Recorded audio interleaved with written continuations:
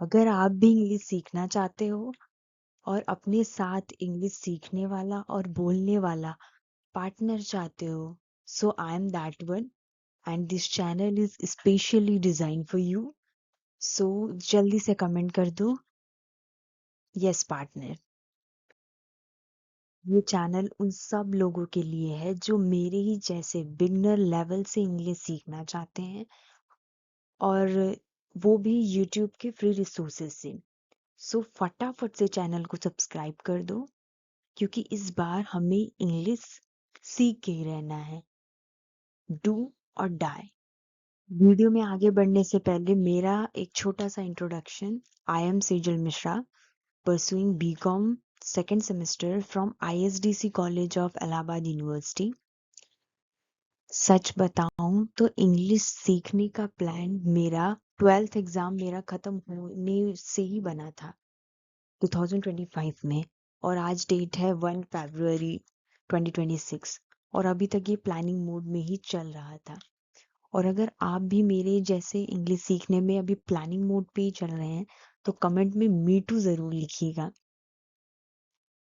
लेकिन अब planning mode से बाहर आना है और एग्जीक्यूशन मोड में आना है। इसलिए इस बार मैंने इंग्लिश सीखने के साथ ही वीडियो रिकॉर्ड करने का भी चैलेंज लिया है। That is 90 days English speaking challenge. YouTube का फ्री रिसोर्स जहां से मैंने इंग्लिश सीखने का प्लान किया है वो है इम्प्रेसिव इंग्लिश का चैनल, जहां पर समीर सर इंग्लिश पढ़ाते हैं।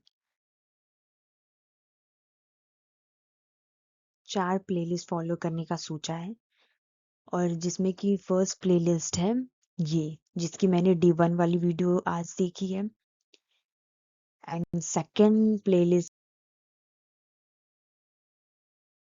है दिस वन, इसकी भी मैंने D1 वाली वीडियो देखी है, and third playlist is this, इसकी भी मैंने D1 वाली वीडियो देखी है, and the fourth one is this playlist, इसकी भी मैंने वीडियो आज देखी है। ये उसके कुछ शॉर्ट नोट्स हैं जो मैंने बनाए हैं उन चारों प्लेलिस्ट के D1 वाली वीडियोस को देखकर। सो मैंने 2 वर्ड सीखे हैं वीडियो में, एक है mouth publicity and unapologetic speaker.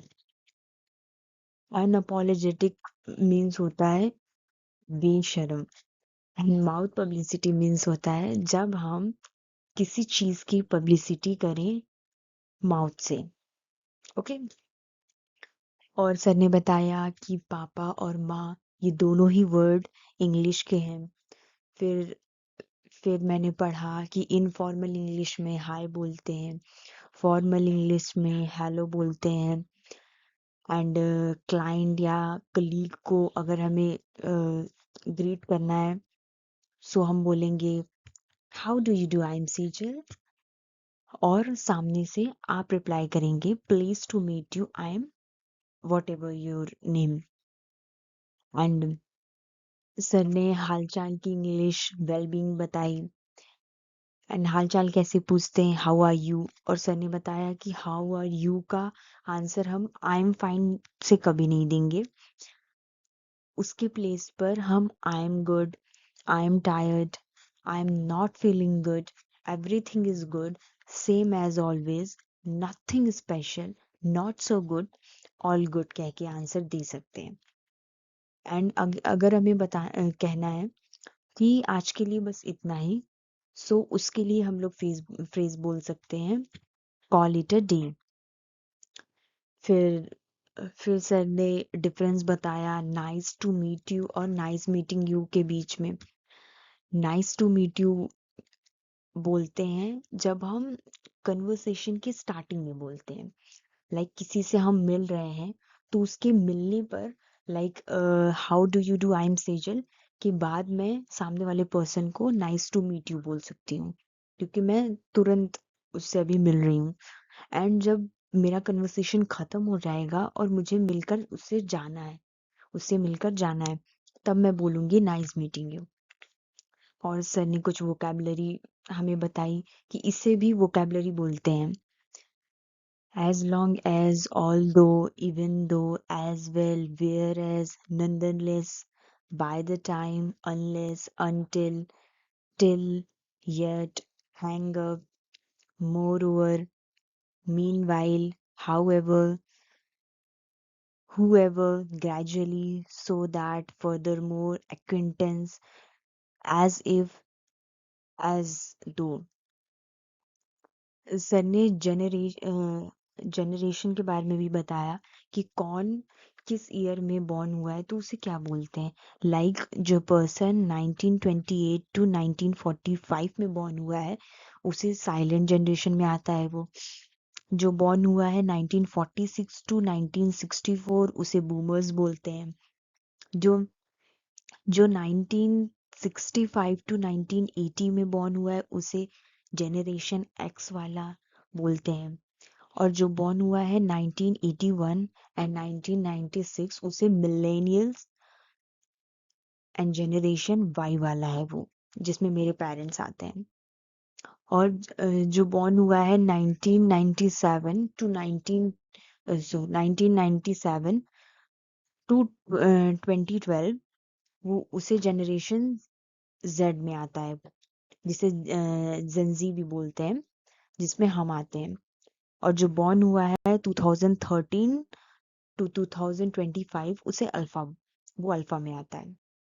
फिर सर हमें कुछ वर्ड्स बताते हैं कि जो जनरेशन एक्स मिलेनियल वाले पर्सन होते हैं वो ये सारे वर्ड्स बोलते हैं, और जो जेंजी वाले होते हैं वो कुछ मॉडर्न वर्ड्स बोलते हैं उनके प्लेस पर। लाइक जबरदस्त की इंग्लिश होती है अमेजिंग, सो जेंजी उसे लिट बोलते हैं। लीजेंड एंड वेरी गुड को जेंजी गोटेड बोलते हैं। एंग्री को जेंजी लॉकी पिस्ड बोलते हैं। शॉक्ड को जेंजी शूक बोलते हैं।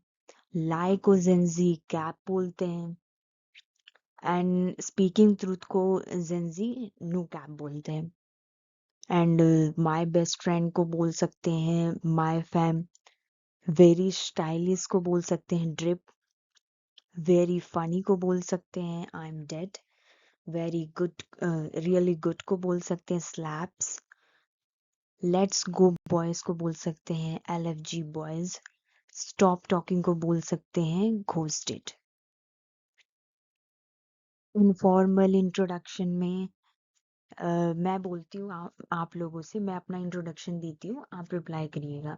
लाइक मैं बोलूंगी hi I am Sejal, nice to meet you, and आप रिप्लाई करिएगा ही I am this, nice to meet you too. Okay, so hi I am Sejal, nice to meet you, very good. फिर wellbeing हम पूछ सकते हैं व्हाट्सअप ब्रो, व्हाट्सअप से फिर व्हाट्स गोइंग ऑन से पूछ सकते हैं। फॉर्मल इंट्रोडक्शन में how do you do, I am Sejal, please to meet you, I am, इस तरीके से रिप्लाई आएगा। फिर हाउ आर यू डूइंग से हम लोग वेलबींग पूछ सकते हैं। फिर सर ने हमें एक बहुत अच्छी चीज बताई जो मुझे बहुत लिटरली अच्छी लगी, कि केवल रात में सोने को स्लीप बोलते हैं।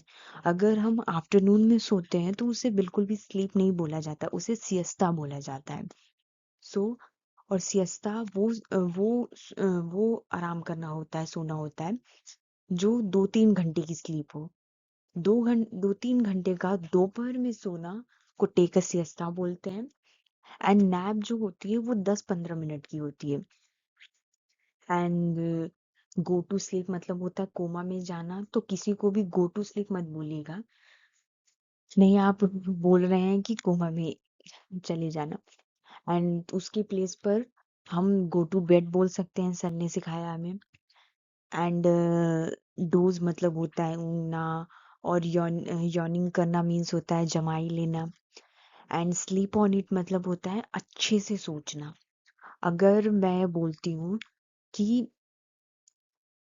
क्या आप इंग्लिश सीखना चाहते हैं, अच्छे से सोच लीजिए कि आप इंग्लिश क्यों क्यों सीखना चाहते हैं।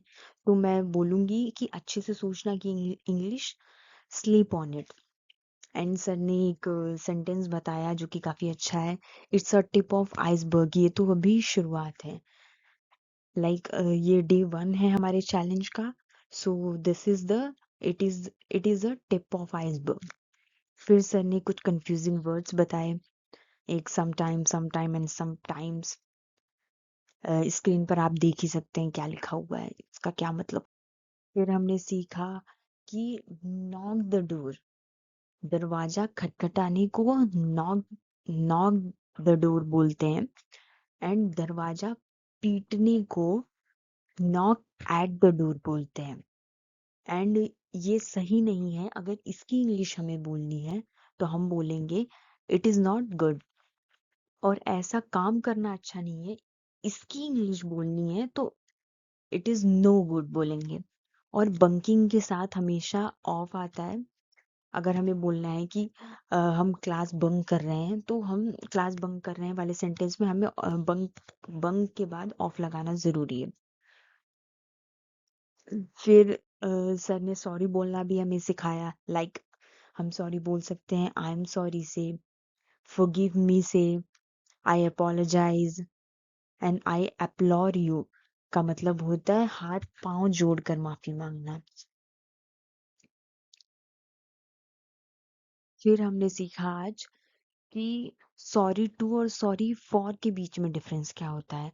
जब हम गलती करने से पहले सॉरी बोलते हैं, सो तब हम सॉरी टू बोलते हैं।